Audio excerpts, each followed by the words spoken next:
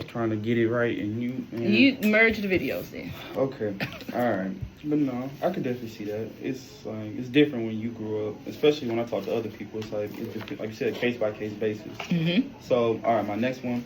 What do you think is the cause of these problems? Like this divorce rate going so high? Like do you think they're more of a moral issue, or like do you think it's more of the fact that religion is not big or as prominent as the fact that it used to be? And I mean by that, growing up, especially, you're from the South. You say you were from Birmingham. I think you said before. So. Is that what you said, right? I'm from Birmingham. Okay. So, I don't know about you personally, but, like, the church is a big part of the South. I feel as a person. It's like, every Sunday, I know my folks, they down from Troy. Every time I go down there, I have to go to church. That's like a guarantee. I have to go. And it's like, that's not as big anymore. Do you think that's a cause of it? Is more like a moral issue? I don't think it's a moral issue, and I really don't even think it's the church. I really do think it's social media. In this day and age, it feels like people follow trends. Yes. Right? And even you see it even before the dawn of social media, just in regular settings where you have groups of people tend to follow the trend. It's like if you're on campus and you see a bunch of people running, other people are going to start running and not know why they're running. You know what I'm saying? You can see it at concerts or in other things where one person will boo and other people just start booing. They don't really even know why they're booing this person. They just boo. Or one person doesn't like somebody, and before long, half the campus doesn't like this person just because. So I think the same thing kind of happens with this. You may be in a relationship, and now you see on social media, well, this person left their spouse, and over the same issue I'm having. Over the same issue, and it looks like they are doing better now. So maybe if I leave my spouse, I may be doing better too. So I think that may be a part of it. And then also, I think it's just that in this day and age, as compared to when our grandparents, or at least my grandparents, were alive, women have more upward mobility in order to not be confined with staying in the marriage if it's not working. You know, back in the day, women couldn't have a bank account. They couldn't buy a house. They couldn't survive without a mate. So whether your mate was cheating or not cheating, or you had problems, you were going to stay with that mate, you know, let's just say 1970, as compared to post-1970. I can leave you because I can pay for my own house. Matter of fact, I probably had my own house before we got together, you know, that type of thing. So I think it's the society we live in now that makes it more easier for women to be able to leave without having so many negative repercussions. And then also it's just, you know, it's trendy. It's trendy. People having 2, 3, 4, 5 marriages. It's trendy. Definitely. Yeah. All right, so we have 2 more questions. All right, the first one is, all right, so there are more children every year getting more born out of wedlock. Both parents are working, more adults are living alone. Do you think this trend can be reversed in the 21st century? Of course, any trend can be reversed.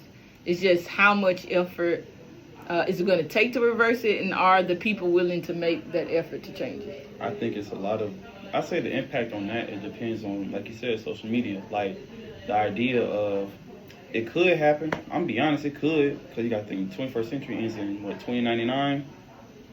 So it's a possibility. Like, it could definitely change. That's a lot of years. It's a lot of years. Like, it could definitely change. I mean, anything could change. Take China with their one-child policy that they had a number of years ago, to where they had the one-child policy because their population rates were increasing dramatically to where they were not going to be able to sustain the level of reproduction. So then they banned people from having more than one child. Well, now they are going through a population decrease because that law that they put that they enacted actually worked. And so now they have an aging population where the bulk of the people in China are older, none working, and so the society is decreasing. So now they're trying to enact laws in reverse of that to encourage people to have children early and often in order to increase it. So, I mean, anything can be changed. It's just how do you go about doing it the morally right way.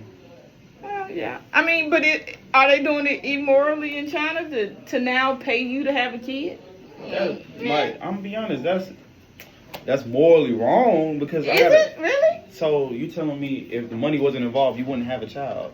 Well, no, it could be that these people were planning to have a kid, but now that they're going to pay me $25,000, I'll have the child earlier. Well, I think maybe it would be if people are literally just having kids just for the payout. Exactly, that's what I'm saying. I would think, but that's probably not going to happen. They still have to raise the kid, you know. You still and $25,000 is not enough. gonna do nothing for It's it. not enough to raise a kid. So these people you spending that the first 5 years. That's Right. gone on the child. So then, obviously, this is just an incentive to encourage them to go ahead on and get married and have the kids a little earlier.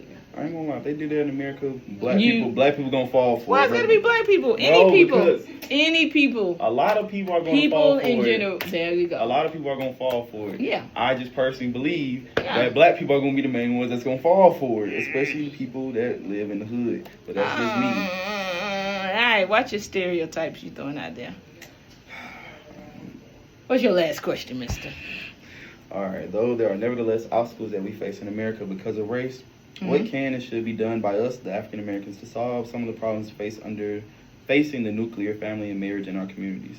So, like, what do you think we can do as a people to kind of combat these things, or even these stereotypes, like we were just talking about? Well, one, we could combat the stereotypes by always having facts and figures to show that all black families are not single parent households. We can also we also can be great examples to the next generation coming up about how these nuclear families can work and thrive together.